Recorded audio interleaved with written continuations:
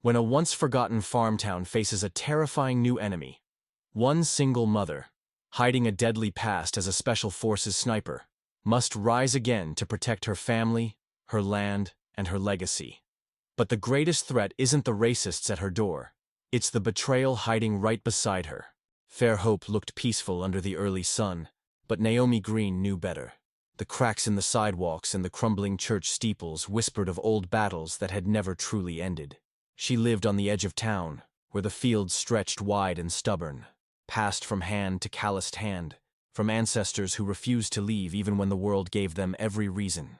Naomi had promised herself a quiet life for Isaiah, just the two of them, mornings in the fields, nights under a sky too big to hate them. But peace doesn't survive long where old hate still breathes. She found the noose at dawn, swinging from the rafters of the barn like a ghostly warning. Naomi stared at it for a long, heavy moment. Not shock, not fear, only a cold, measured anger. She cut it down, burned it, and said nothing. Isaiah noticed the smell of smoke at breakfast, but she just smiled tightly and told him the fields needed clearing. Some battles were fought with silence first. By noon, a dusty pickup appeared at the far fence line, then another the next day.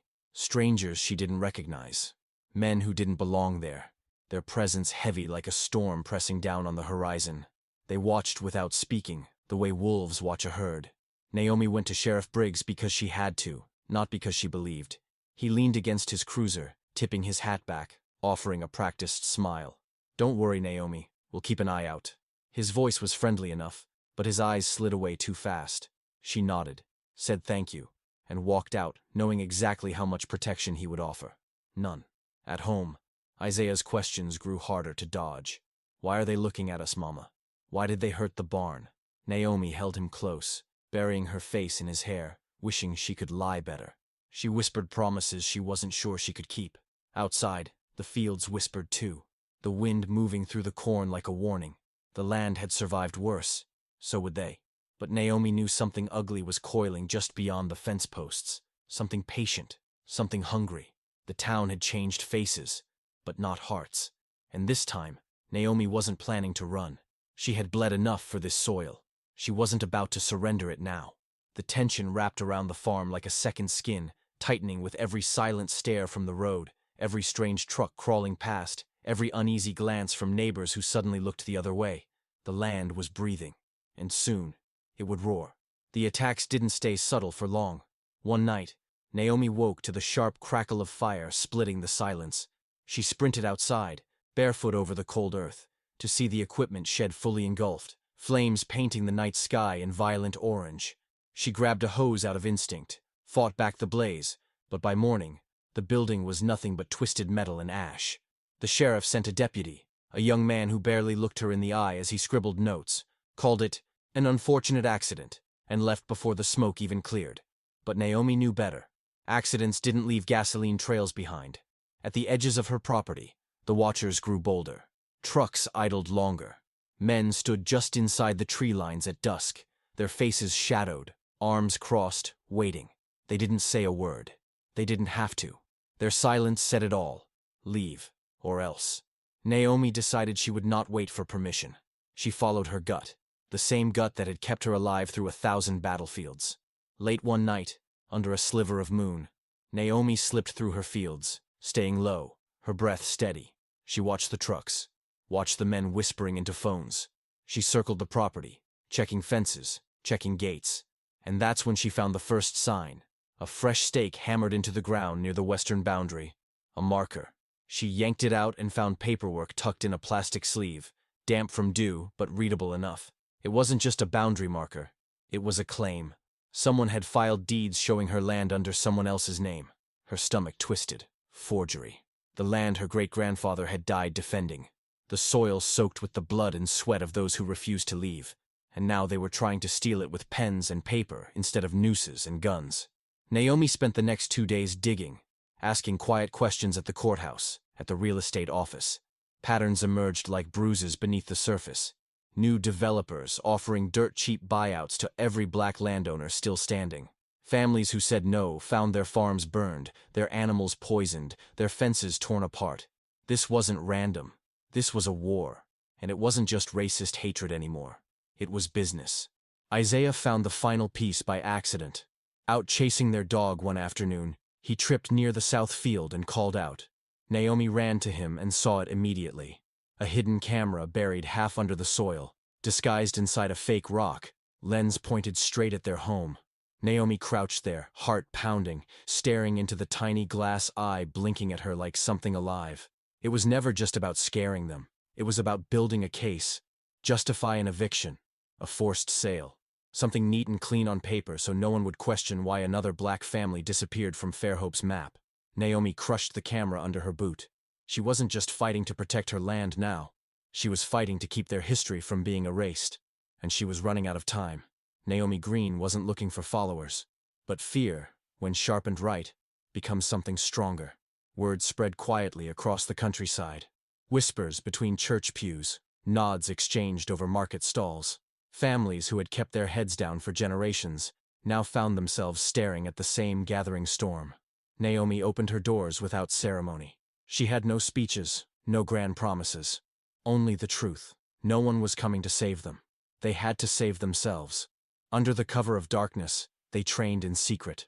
Old men who had hunted deer now learned to steady their hands against human targets.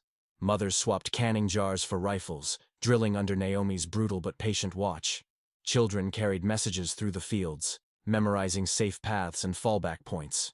The barn, once a place for mending tools and storing seed, was stripped bare and reborn.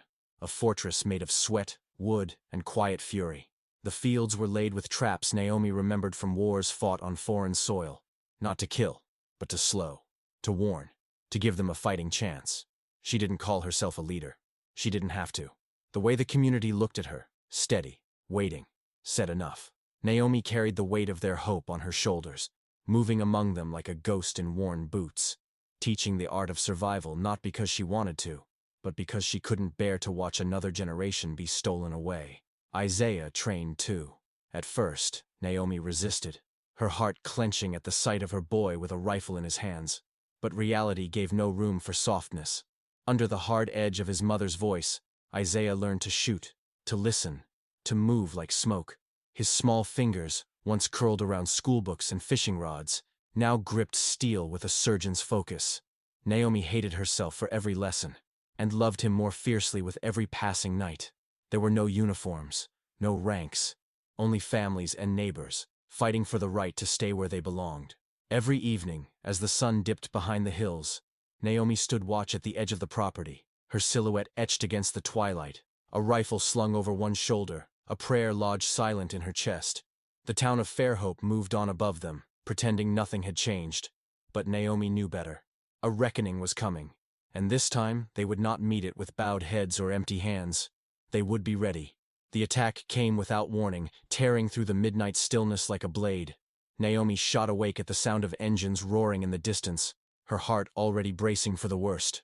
Trucks smashed through their fences, headlights blazing, armed men pouring out into the fields. Boots pounded the dirt, and the smell of gasoline and gun oil filled the air. They came hard and fast, thinking they could break a town that had already been tempered by fire. But Naomi and her people were ready. Before the first man crossed the outer fence, the fields erupted into organized chaos. Flares hissed into the sky, washing the fields in angry red light. The defenders, hiding in the fields and behind stacked hay bales, moved with ruthless precision. Rifles cracked in sharp, measured bursts. Not a frenzy, but a steady, unstoppable rhythm. Naomi moved among them like a phantom, unseen until it was too late. Her commands sharp, her shots lethal. She didn't scream orders. She didn't need to. Every family had trained for this moment. Every hand knew its place. The enemy stumbled under the first wave of resistance. They had expected fear. They found discipline. They had expected easy prey. They found warriors. Naomi's world narrowed to sights and sounds, the snap of a round, the grunt of an attacker dropping, the low radio whispers of her people holding their lines.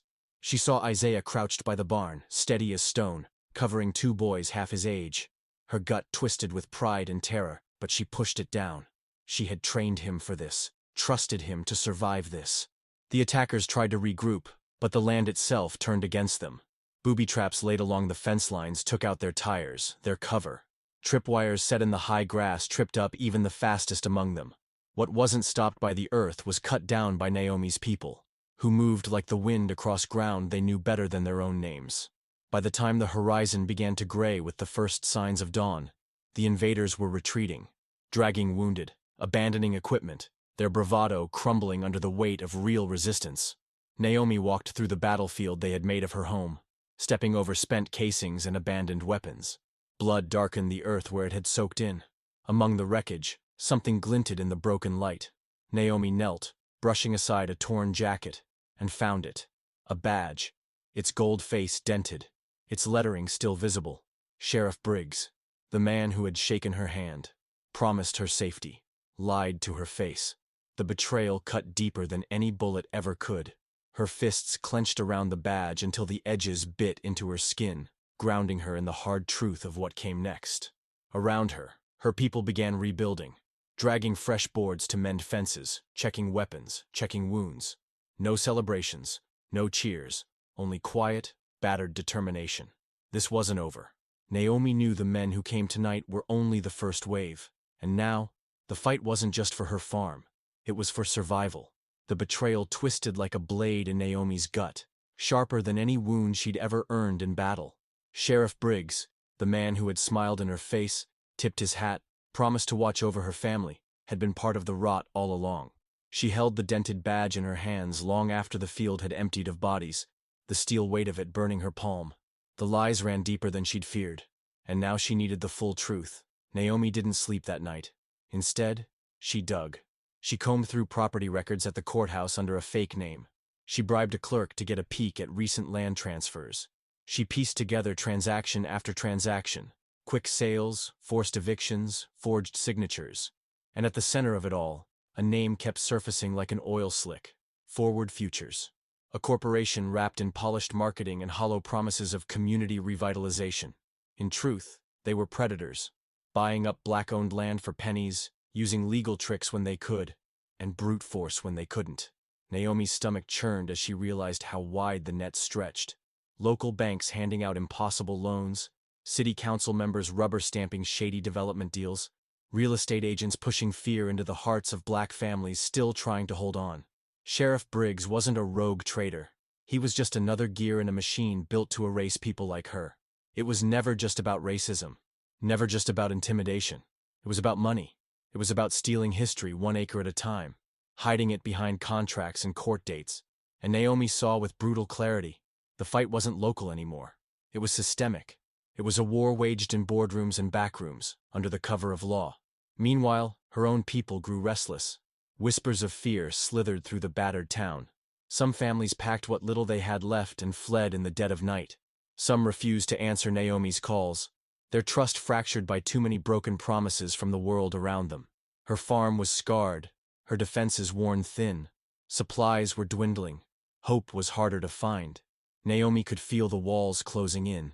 She stood one evening at the edge of her battered fields, Isaiah beside her, watching the sun bleed out across the sky. She knew she had 2 choices: dig in and wait for another attack, or strike first. Her father's voice echoed in her memory, rough and certain. "If the wolves come to your door, girl, you don't just bar it. You hunt them before they hunt you." Naomi made her decision. She wasn't going to die defending scraps of land behind broken fences. She would take the fight to them, to the polished offices, to the liars behind the suits, to Forward Futures itself. And this time, she wasn't aiming to survive. She was aiming to win. Isaiah vanished without a sound. One moment he was stacking wood by the porch, laughing under a sky bruised with evening clouds, and the next, he was gone. No signs of a struggle, no boot prints in the dirt. Nothing but a single hollow space where her son should have been. Naomi knew immediately this wasn't a mistake. It was a message, and it broke whatever restraint she had left. Before the sheriff could spin another lie, before the town could offer another empty prayer, Naomi was already moving. She packed no bags, took no farewells. She left behind her battered farm, her stitched-together defenses, even her name. The only thing she carried was fury, and the memory of Isaiah's smile. Naomi disappeared into the dark corners of the world most people pretended didn't exist.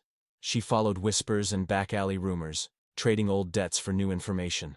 Every lead dragged her deeper into the rotting heart of Forward Futures, a labyrinth of corrupt developers, mercenaries hired to do dirty work, and politicians laundering blood with handshakes and hollow speeches. She became something more than a woman. She became a ghost. There were sightings. A woman in a battered jacket dismantling a security checkpoint with sniper precision. A shadow slipping into private boardrooms and emerging minutes later with men who suddenly resigned without explanation. Files vanished. Bank accounts bled dry overnight. Whole development projects collapsed without warning. At first, the powerful laughed, dismissed the rumors. Then they started whispering her name in fear. Naomi moved like smoke through their fortresses, taking apart the machine bolt by bolt, contract by contract. She wasn't loud. She wasn't messy. She was exact. Surgical. The same way she'd been taught in another life, when survival wasn't a choice, but a necessity. Meanwhile, Fairhope watched from afar. The same town that once turned its back now held its breath. The same neighbors who whispered doubts now clutched rosary beads and locked their doors at night, wondering what Naomi would tear down next. They didn't understand the depth of the war she was fighting. They only saw the smoke rising from the systems that had always seemed too big, too untouchable. But Naomi understood. This was no longer about land, no longer just about saving a farm. This was about every voice Forward Futures had silenced, every family forced to sell, every child taught that survival meant surrender. Naomi wasn't just fighting for herself anymore. She was fighting for all of them, and she wasn't planning on losing. The sky was barely more than a smear of pale gold when Naomi Greene returned home. She didn't rush. Every step across the battered fields was deliberate, grounding her back into the earth she had fought for with blood and bone. The land was scarred, fences broken, furrows torn up by tires, but it was still standing. Just like her. She wasn't broken. She wasn't even tired. She was remade, stronger than steel, sharper than anything that had tried to cut her down. At the edge of the fields, Isaiah waited. He stood barefoot in the morning dew, taller somehow, a shadow outlined by the rising sun.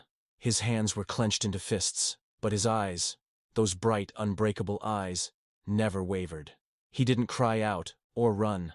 He just waited, patient and proud, like he had known she would return all along. When Naomi reached him, she dropped to one knee and pulled him into her arms. The air between them filled with the kind of silence that said everything words couldn't. His heart pounded against hers, alive, safe, real. She squeezed him tighter, as if anchoring herself to this one pure thing left in a world that had tried so hard to strip everything away. Around them, the town stirred awake. Doors creaked open. Curtains twitched. Faces peered out. The same faces that had once turned away, who had once muttered behind her back, now staring at Naomi with something closer to awe. They watched as she rose slowly, Isaiah's hand tucked securely into hers, and crossed the dirt toward the sagging porch of their farmhouse. In her free hand she carried it. The deed. The battered, creased paper that meant everything. Not just ownership. Not just land. It meant survival. It meant legacy. It meant victory. Forward Futures was no more. Torn apart piece by piece. Exposed for the rot it had always been. Sheriff Briggs was a ghost. Whispered about only in shameful corners. The machine that had tried to erase her family's history had been broken, and Naomi had done it without permission, without begging, without surrendering a single acre of herself. She didn't speak. She didn't raise her fist in triumph or call out to the town. She didn't have to. The victory was in the heavy thud of her boots against the porch. It was in the worn grip of Isaiah's small fingers wrapped around hers. It was in the way the land itself seemed to breathe easier, as if exhaling centuries of stolen breath. Naomi turned at the top step, scanning the fields stretching out before her. Fields seeded with memory, sacrifice, stubbornness. The soil beneath her boots wasn't just dirt. It was her great-grandmother's prayers, her grandfather's blood, her father's calloused hands. And now it was Isaiah's future. The breeze shifted, carrying with it the smell of wet earth and something cleaner, freer. Naomi inhaled deeply, filling her lungs with the scent of everything they had fought for. Everything no one could ever take again. Isaiah looked up at her, the corners of his mouth twitching into a hesitant smile. Naomi smiled back, a rare, real smile, and together they stepped through the creaking front door into a home that was finally, fully theirs. Behind them, the fields stretched endless, golden, stubborn as the blood that had claimed them. The future waited, and Naomi Greene, daughter of survivors, mother of warriors, stepped forward to meet it. unafraid, unbroken, and unbowed.